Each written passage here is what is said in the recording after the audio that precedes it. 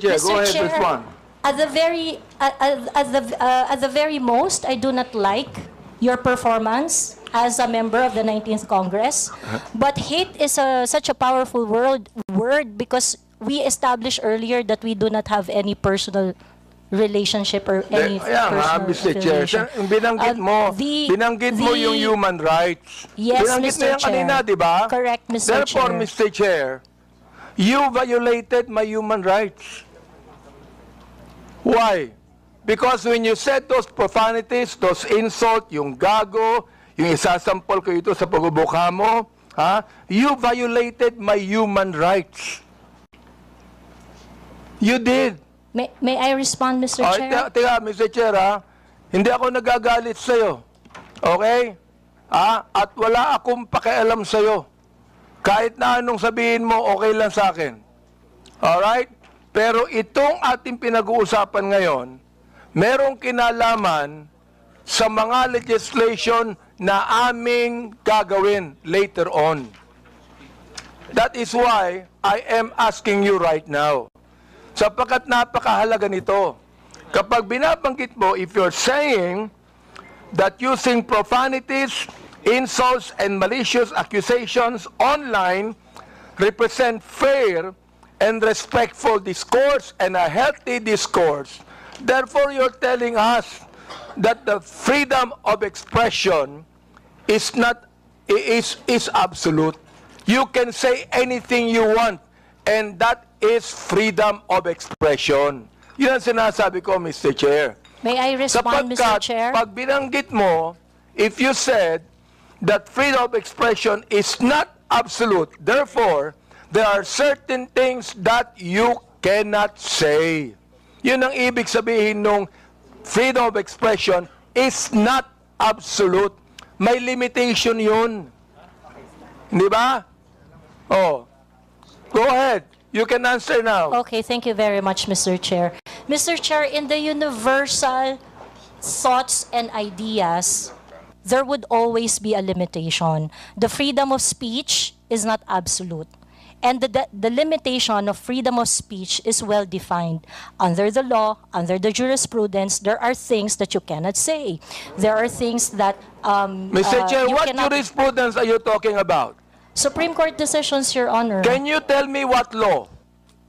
Example of law that limits your freedom of expression. For Can example, you tell me Mr. the Chair, jurisprudence? yes, Mr. Chair. For example, Mr. Chair, there is, I cannot specify the specific law, Mr. Chair. There is a law on libel. There is a law on slander. There is a law. Is it okay, Mr. Chair, if I give my example? Okay, thank you very much. One example, and I think this example is very demonstrative, is very illustrative of the limitation of freedom of speech. Right now, it is election, midterm election, and it is not allowed that people are going to campaign on the day of the election day. That is a clear prohibition to express on the part of the citizen to say whatever they want to say on that election day. Mr. Chair, ano po ang connection nung binabanggit mo? I'm asking you about the jurisprudence. I just told you that there is a law against on libel, on cybercrime. What you said today is libelous. What you said here is libelous. Why? Mr. Because Chair, there is a malicious intent. When you use profanities, when you use the word gago, there is a malicious accusation, and that is libelous. Mr. Chair, if that is your assessment of that kind of statement, you will have your... Not only libelous, Mr. Chair, dali lang ha, not only libelous, that is also unjust vexation on my part. May I respond, Mr. Chair? Go ahead. Okay, Mr. Chair, if you think that you are violated by my exercise of my freedom, you would have your right and be in court.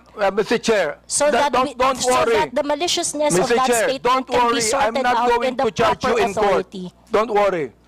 I'm not going to charge you. If I charge you in court, matatalo ka eh. Pero hindi. Oo. unjust vexation to. Alam niyo ba yon? Ha? Are you a lawyer or not? I am not a lawyer, So Mr. therefore, Chair. you should know this. The thing is this, pero wag kang mag-alala.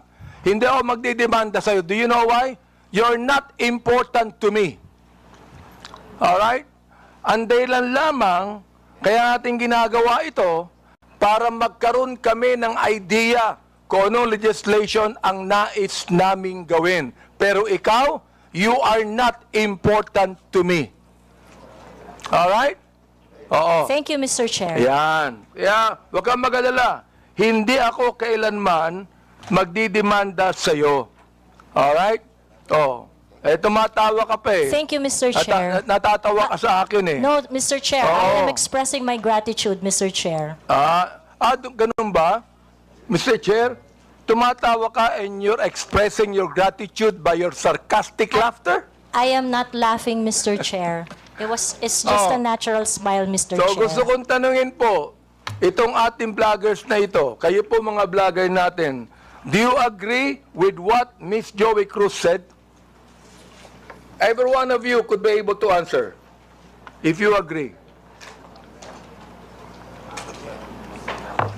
I have a lawyer there, Attorney Trixie.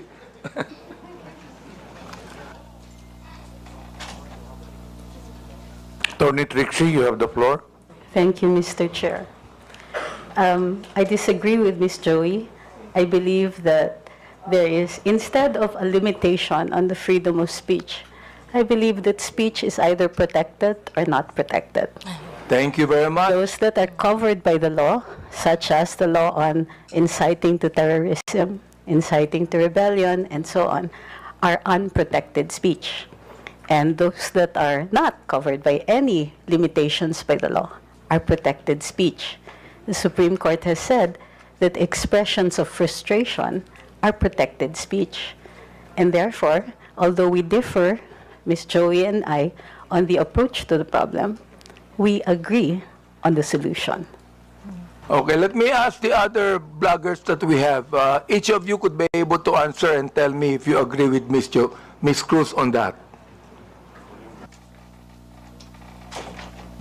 Your Honor, Mr. Chair, I am Dr. Mata. I'm a bit forgiving on those things sometimes, Mr. Chair, because sometimes people are so expressive that we tend to say things. Then I could cite, Mr. Chair, your example on the last hearing. You mentioned something as well. I won't mention it now, but you said it's something, but I know it was withdrawn as well. So there's no, I'm not affected by what you said, because sometimes you're just, in your emotions, you tend to say things, which you said, T-A-N-G-A, but it's okay, Your Honor. Mr. Chair, let me answer that, no? When I say T-A-N-G-A, binalik ko lang sa kanya eh. Siya ang unang nagsabi. Siya ang unang nagsabi. Para bang pinukul ka ng balisong, nasa lubong yung balisong, binalik mo sa kanya. Kaya ako binanggit. Hindi ako ang unang nagsabi. Ang unang nagsabi, yung vlogger mismo. Ibinalik ko lamang sa kanya. Oh, ngayon, ako ang masama. Samantalang yung vlogger na nagsabing tanga ang gobyerno, hindi masama. Nung ako ang nagsabing tanga, ako naman ngayon na masama. Ano ba talaga, Mr. Chair? Yes, thank you for your explanation on that, Mr. Chair. Mr. Chair.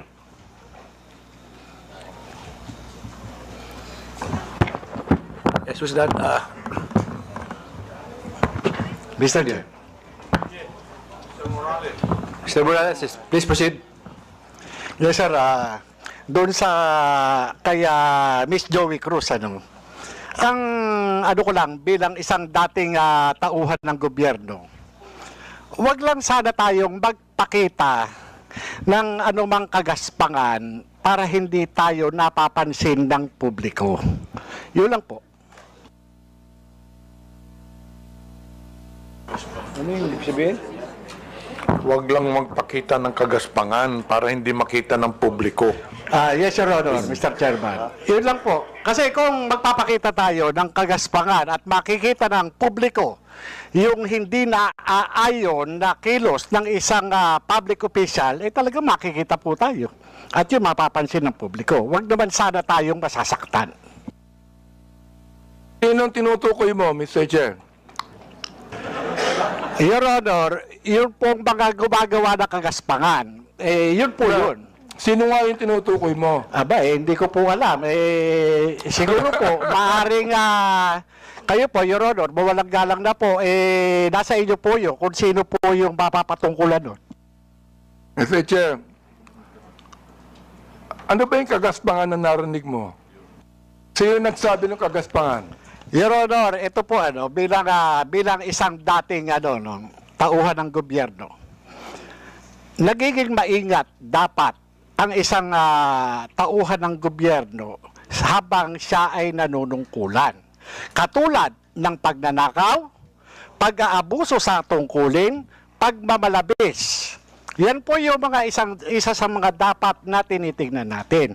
At kung tayo man ay tauhan ng gobyerno, dapat ginagampanan natin ng buong husay, buong giting, tulad ng mga alagad ng batas na handang ialay ang sarili niyang buhay para lamang doon sa sinumpaang tungkulin. Mr. Chairman, Your Mr. Honor. Chair, tama yung binanggit ni Mr. Morales tama Pero ang tinatanong ko sa iyo, nag-a-agree ka ba sa sinabi ni Miss Cruz? Saang particular, Your Honor, Mr. Chairman po? Hindi ka pa na nakikinig sa akin Ang bira namang buhay ito. Pagpaumanhin niyo po, Your Honor, at nangati po yung aking binti, maaring hindi ko po Wala kang napansin. karapatang magsalita kung hindi mo narinig lahat ng mga sinabi. Iyon pong narinig ko. Very clear Meron po. po akong narinig. Very clear, Mr. Chair, ang sinabi ko. Kanina, pinag-uusapan natin yung lahat ng mga binanggit ni Miss Cruz. And I'm asking you now, kayong mga vlogger. Oo. Mga objective naman kayo, di ba? Ano ang palagay nyo rito? Palagay nyo ba na itong malicious, ulitin ko para malaman mo, itong malicious, profanities, at insults, accusation na ibinigay po ni Miss Cruz, ay kasama po yan sa tinatawag nating protected discourse o kaya naman healthy discourse or freedom of expression? Yun po pinoprotektahan ng batas. Ito po yung pong opinion o saloobin ng isang mamamayang Pilipino patungkol doon po sa pagkukulang ng isang public officer. Yun po hindi pinoprotektahan ng batas. Ito po yung pag-iingganyo ng paggawa ng illegal o labag sa batas. Yun Yung po. pagkukulang, Mr. Chair, kung walang ginawang illegal, may karapatan ba siya?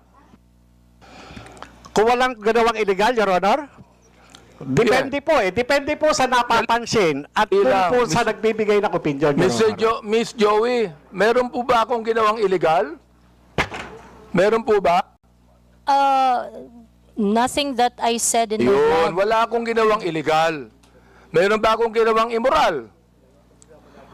There are things that I may not agree. You because may of not agree, differences. that's fine Yeah, with me. Yeah. Pero ang tinatanong ko, meron ba akong ginawang immoral? Differences I in agree values, that there Your are some Honor. things that you do not agree. Okay lang yun sa Differences in akin. values, Your Honor. Di ba? Pero wala akong ginawang immoral o illegal. You said that yourself. So therefore, anong ibig sabihin ng profanities, insults, and malicious accusations you gave to me? Yun ang tinatanong ko.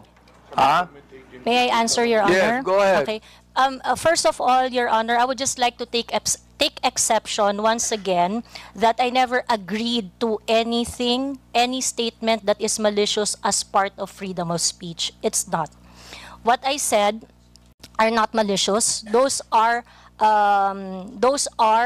observation on my end, and the profanity is part of part of my expression of discontentment, disgust, because my expectation for a public officer is not Therefore, met. Mr. Chair, when you're saying that a public official who is not doing anything illegal or immoral, and you said something malicious, insult and profanities, Again, that is your observation.